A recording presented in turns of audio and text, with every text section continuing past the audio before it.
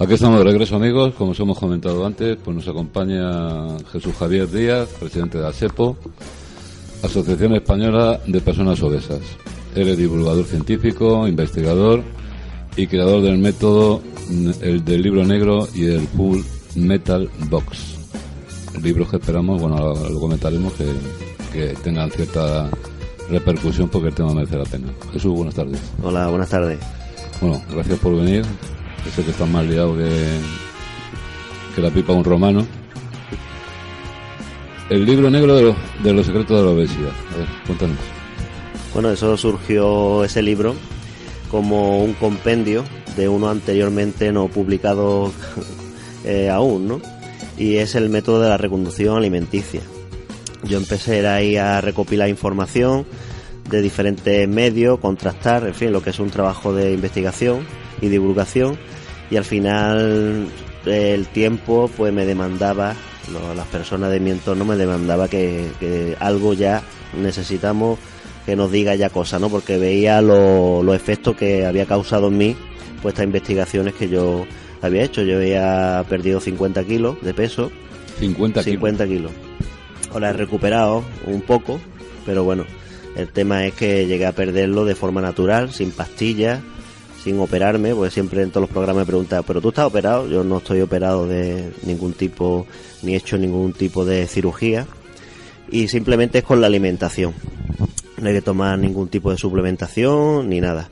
Y eso lo he descubierto porque empecé yo a indagar y a profundizar en la CUN, en la Clínica Universidad de Navarra, que fueron para mí los primeros que vi esa forma de trabajo de tratar de la obesidad, que es una manera multidisciplinar, ya que la obesidad pues es así, se necesita de varios profesionales y varios puntos para tratar.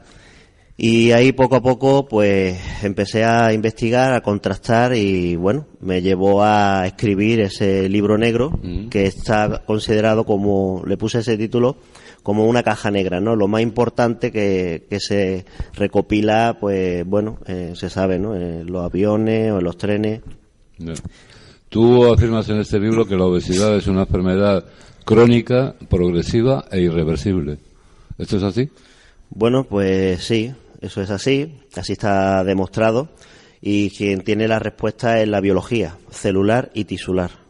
Entonces, en el tejido adiposo, que está formado por los adipocitos, pues vemos que la hipertrofia adiposa es la etiología de la obesidad, el origen, aunque se puede deber a diversas causas, pero su origen, o de donde se manifiesta, pues es ahí, en el adipocito. Entonces, ¿qué pasa cuando se llega a la hipertrofia? Pues bueno, la hipertrofia es que la célula grasa se activa metabólicamente con la peculiaridad de almacenar lípidos, grasa. Entonces eso es irreversible. Ese proceso es irreversible. No hay fármaco todavía que en cada adipocito que poseemos en el cuerpo pueda revertir ese proceso. Por eso la obesidad, como tiene ese mecanismo, por eso es progresiva también. En el momento que dejamos de tratarnos con una dieta enteral o con otros métodos paliativos, volvemos a recuperar el peso. Y eso se demuestra con esa tesis doctoral que tengo ahí redactada, ya que hago divulgación, y está recogida en mi libro negro de los secretos de la obesidad como parte de mi trabajo. O sea que digo yo que también la educación a la hora de comer, lo estábamos antes comentando a micrófono cerrado, es importantísimo, ¿no? Es decir, los hábitos que una persona aprende en su casa, más luego ha añadido esa comida basura, llamémosle así, o esos chucherías que se compran que llevan azúcares de no se sabe de dónde, etcétera, etcétera. Al final estamos ante una enfermedad del siglo XXI o una pandemia junto con la diabetes, por lo visto, ¿no? Pues tú la has recalcado muy bien, pandemia. Ya ha llegado a esos índices a nivel mundial. Hoy en España pues somos de los primeros países también en ese ranking, y todo se debe a esa cultura y a esos alimentos procesados. Hoy día los estrés de vida que todos sufrimos, el nivel socioeconómico, la precariedad del empleo, Todos estos factores sociológicos pues contribuyen a favorecer el aumento de la obesidad. De hecho, hay estudios que en países desarrollados donde hay más niveles de pobreza, más índices de obesidad hay. Entonces, eso es una realidad, con mayúsculas. Eso que hace también que favorezca la obesidad, pues esos alimentos procesados que tenemos a nuestro alcance y que recurrimos a ellos por eso, esos ritmos de vida que llevamos. Nadie le da tiempo a preparar una buena comida, como años se hacía, un buen cocido, una buena lenteja, todo hoy día ya viene envasado, empaquetado, y hoy día la Organización Mundial de la Salud, la OMS, está poniendo mucho hincapié en que se tomen medidas sobre el etiquetado nutricional. Todas las últimas noticias vienen en base a eso, incluso la ley que se está proyectando pionera aquí en Andalucía y se va a hacer a nivel nacional, pues también tienen esas connotaciones de que se identifique todas las grasas, todos los azúcares y, en fin, venga, que no porque un producto sea light se puede tomar. Totalmente de acuerdo. El tema está en los carbohidratos, en los azúcares, y más si son añadidos, cuando ya son azúcares de una índole que son más difíciles de digerir por el cuerpo. Y no hablemos de la grasa transgénica y colorantes, edulcorantes y bueno, y otros tipos de compuestos o de químicos. Entonces esta pandemia que afecta, que está claro que ya desde el siglo XX empieza a afectar a la población española, que parecía que por su dieta, en nuestra zona la dieta mediterránea, o como tú bien dices, no es lo mismo preparar un cocido o un estofado de manera natural que ya comprarlo envasado, etcétera, etcétera. ¿Tú no crees que también habría que empezar en los colegios a hablarle a los niños de toda esta problemática? Sí, esa propuesta, cuando tuvimos la primera reunión en Sevilla, nos reunieron para esta ley, que tuvimos presencia y participación, esas medidas se tomaron para tener en cuenta y lo recoge la ley de la obesidad o contra la obesidad. Y es esa educación que se quiere impartir en los colegios, ya no solo a los niños en sí, sino a los padres. Hacer unos talleres programados de ayuda nutricional para ver cómo los alimentos son funcionales, porque muchos de nosotros desconocemos las propiedades de los alimentos y eso es importante saberlo, y más cuando hay una patología envuelta. Yo siempre pongo el ejemplo de la diabetes. Si tú no sabes tratar la obesidad, pues entonces ¿cómo te va a cuidar? Si depende principalmente de la alimentación. Pues en ese campo pues creo que se va a dar un paso importante. He levantado el dedo porque yo llevo un mes pinchándome insulina, o sea que me han hecho diabético, o me he hecho yo por mis malas normas de comida y tener una vida pues eso sedentaria, y el sillón ball, famoso, un deporte muy practicado en España. Sí. Y la verdad es que ahora es cuando te das cuenta de lo mal que comías. Claro. Ahora cuando uno reflexiona, pero el obeso tiene un problema. El obeso es que no hay una información clara como la diabetes, porque no es una enfermedad que te ataca directamente de una forma nefasta. Quiere decir, te da un pico glucémico, puedes caer al suelo y tú dices, ostras, ¿qué ha pasado? Pero se tomas conciencia, pero la obesidad no. Pero es que hay otra cosa que es muy curiosa, que es que antes por lo menos al niño gordito, al niño que estaba muy gordo, era el que estaba bien. Los que estábamos delgaditos fue ese niño que tiene que estar malo. Y a los que estaban así muy gorditos, muy coloraditos, en los pueblos se decía, oye, qué niño, ¿qué salud tiene? Y a lo mejor lo que se estaba el pobre era muriendo. Pero ¿qué síntomas fundamentales? Aparte de eso, ¿hay algún otro síntoma que podamos detectar en un niño? Porque yo me imagino que lo más importante sería empezar en los niños. Porque a lo mejor cuando un adulto sí, vale, se puede, pero si lo cogemos a tiempo sería mucho mejor. Claro, la obesidad, como se adquiera en el periodo puberal, es cuando yo la adquirí, pues entonces eso te acompaña toda la vida. Entonces hay unos problemas, digamos, psicológicos, que un niño cuando crece con la ginecomastia, que es el aumento de las mamas en el hombre, sí, pues es un problema emocional muy grande y una frustración.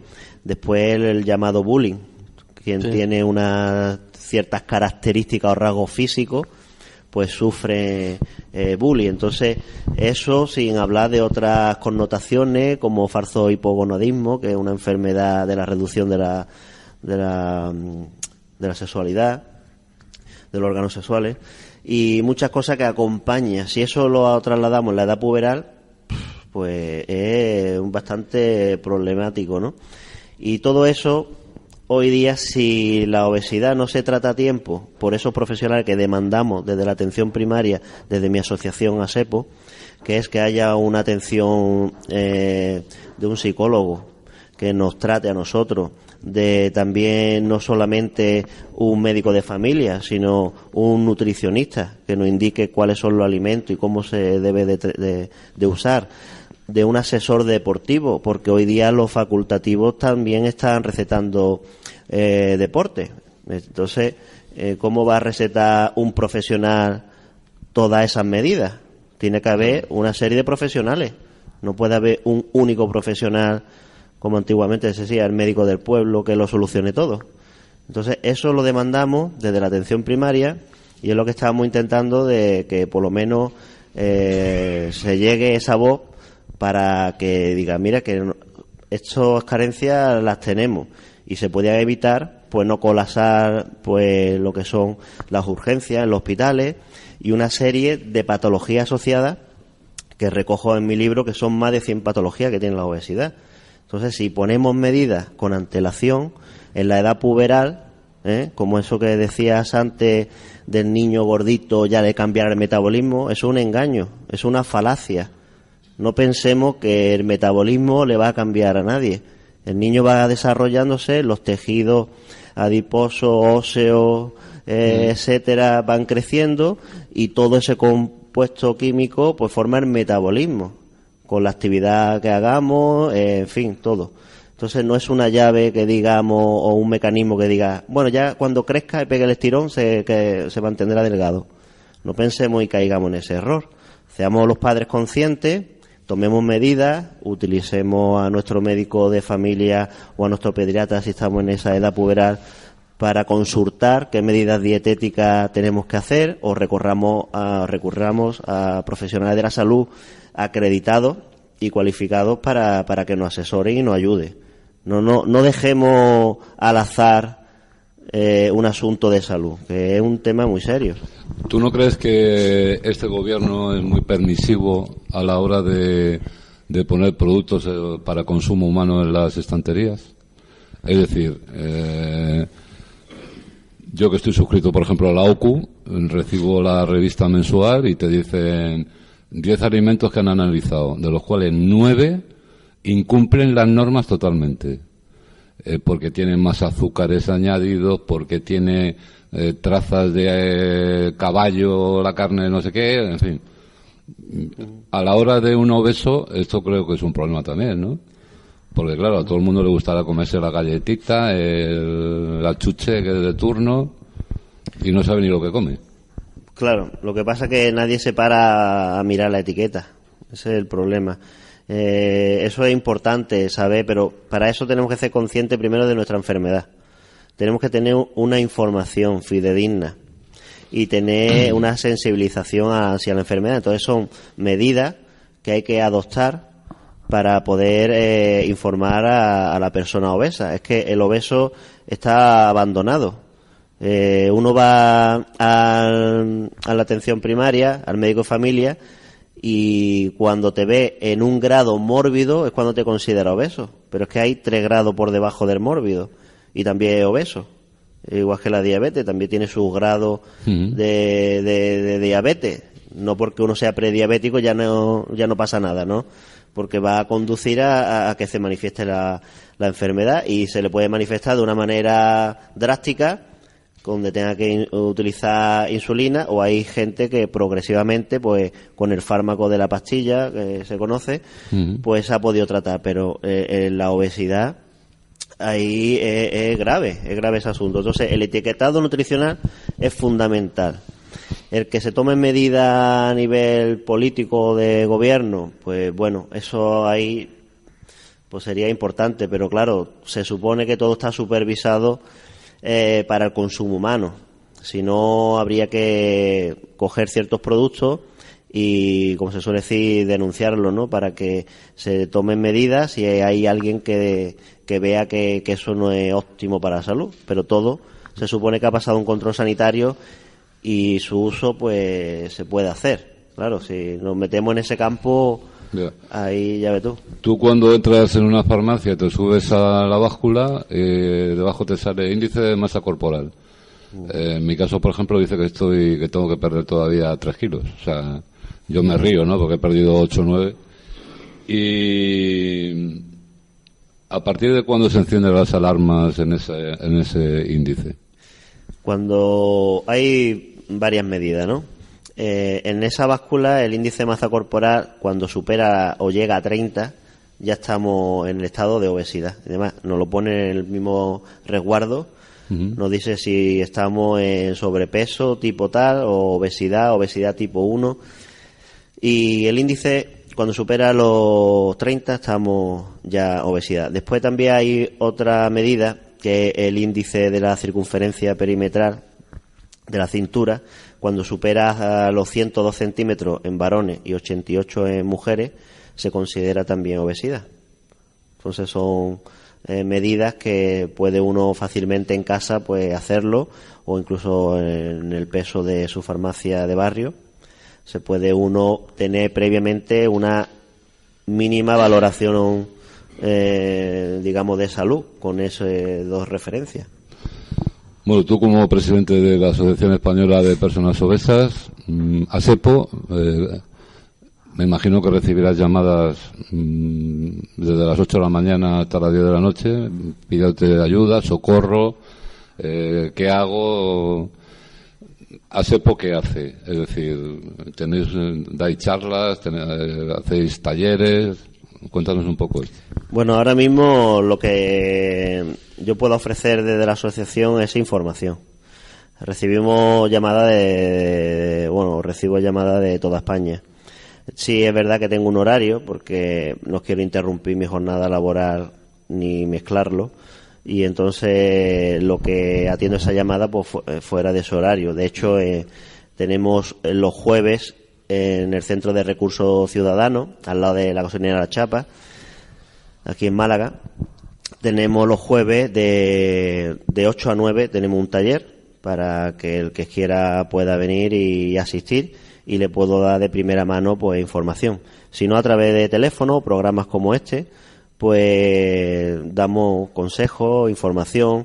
Sobre todo lo demanda la persona, viene un poco desahuciada, porque la verdad es que lo que te comentaba o no he terminado de comentarte en la atención primaria, cuando un obeso va, tú dices, tú estás así porque comes mucho. Dieta hipocalórica, un papelito que se sacó del cajón con tu menú, tú te lo guisas, tú te lo comes, y esto es lo que tienes que hacer. Y cuando tú ves lo que tienes que realizar, tú dices, esto en mi vida lo puedo yo realizar, con el nivel de estrés que tengo, con los horarios que tengo, cómo voy a comerme aquí 40 gramos de pan, si esto para mí es un bocado, ¿no? Por decirte algo. Entonces, la persona nos demanda y dice, bueno, pues, ¿qué es lo que tengo que hacer? Pues mira, los programas que hay hoy día de salud, pues te puedo informar, que para eso estoy yo al día, en cuanto a lo que estamos hablando en Andalucía. Después, en otras comunidades, pues hay otros programas, evidentemente. Aquí en Andalucía, el que lleva el control de peso es el grupo de enfermería del ambulatorio, de nuestro ambulatorio. Entonces, la persona que quiera perder peso simplemente pide una cita, no tiene que ir al médico de familia, sino pide una cita con el grupo de enfermería de su ambulatorio, y allí le llevan un seguimiento para tratar su obesidad. Entonces, eso es una cosa gratuita que todos los andaluces tenemos a la mano. Después, en cuanto a actividad física, el área de la asistenta social, hay también otro programa que se llama 1 millón de pasos, que si uno se acoge a ese programa, pues te acompañan con un podómetro pues a que rompa de una manera ese sedentarismo y vaya a caminar hasta conseguir ese programa. También se hace agrupal con personas cuando hay varias y salen grupos, eso te anima, ¿no? Porque la obesidad tiene también connotaciones que se suele aislar la persona. Hay personas también depresivas que tienen gran cantidad de peso debido a eso, a que se hace sedentaria, no sale de casa. Entonces, todos estos programas que nos ofrece el Sistema Sanitario de Salud andaluz, pues está muy bien. Eso en cuanto a eso. Después hay personas que son candidatas a la cirugía bariátrica. Ahí también pues tienes que entrar en esa unidad, que hay varias unidades en diferentes hospitales que tenemos aquí, Clínico, Carlos Haya y Hospital Civil.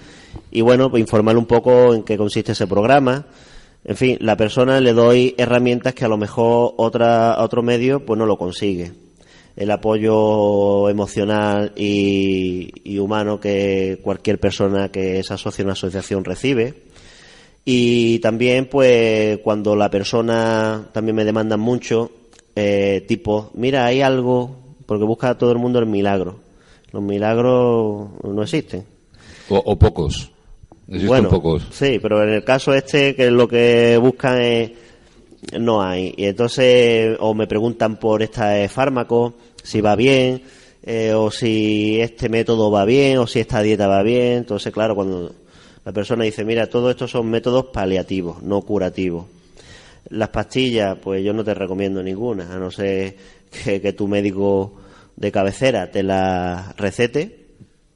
Uno no puede automedicarse, claro. Eso no es recomendable, ni aunque sea productos naturales. Uno no puede automedicarse porque tiene connotaciones también los productos naturales. Entonces, cosas como esas, o alguien que se quiere someter a una cirugía bariátrica, pues ese tipo de información. Yo estoy con los profesionales, digamos, relacionados, pido cita, le demando la información que yo necesito para trasladarlo a las personas que a mí me preguntan. Después también tengo algunos programas hechos de educación, de talleres para los colegios públicos. Eso lo tengo ahí para que cualquier centro público me lo demande, pues lo tengo ahí preparado para darlo. En fin, una serie de cosas que la verdad, bueno, pues funcionamos y estamos visibles, que eso es lo importante, tener visibilidad, y por eso estamos en casi todos los sitios. José. ¿Dónde se puede comprar el libro ese que ha escrito hace poco? Pues mira, ese libro... que es el libro negro de la obesidad. Los secretos de la obesidad. Los secretos de la obesidad. Uh-huh. Ese libro hoy día lo puede comprar directamente en la librería o encargarlo en su librería habitual, porque lo editó la editorial Bubok, entonces tiene Prometeo, creo que también trabaja con ellos, y se puede pedir y se lo traen. Que esté presente en librerías aquí locales, que yo conozca, no hay. Ha habido, pero no la han reemplazado. En Amazon seguramente se podrá encontrar. Sí, en todas las librerías virtuales se puede comprar, evidentemente. Y en librerías físicas se pueden también adquirir, pero creo que bajo demanda. Bajo demanda. Sí. Bueno, Jesús, pues yo te propongo que grabes un día, quedamos y grabas consejos y lo vamos emitiendo. Genial. Que puede ser una buena idea. Sí, sí. Y por terminar, tú me has dicho que has perdido 50 kilos. 50 kilos. Yo llegué a bajar de 125 kilos a 65. Qué bárbaro. Lo que pasa que ahora estoy en 85 kilos. Por eso, porque hay muchos factores que envuelven a la enfermedad y no siempre tiene uno el tiempo ni los medios para cuidarte. Las circunstancias personales, el estrés laboral, etcétera, etcétera, puede hacer que no pueda a lo mejor hacer el poco deporte que necesita, o el comer en ese momento lo que necesita. Pero bueno, más o menos me voy manteniendo y la verdad que contento en ese aspecto, que puedo por lo menos controlar en cierta medida pues mi enfermedad. Bueno, pues enhorabuena. Muchas gracias. Jesús, gracias por venir y estamos en contacto. A vosotros, y encantado de estar aquí con vosotros. Y seguro que repetiremos la entrevista en un futuro no muy lejano. Espero, yo también. Gracias por venir. Muchas gracias.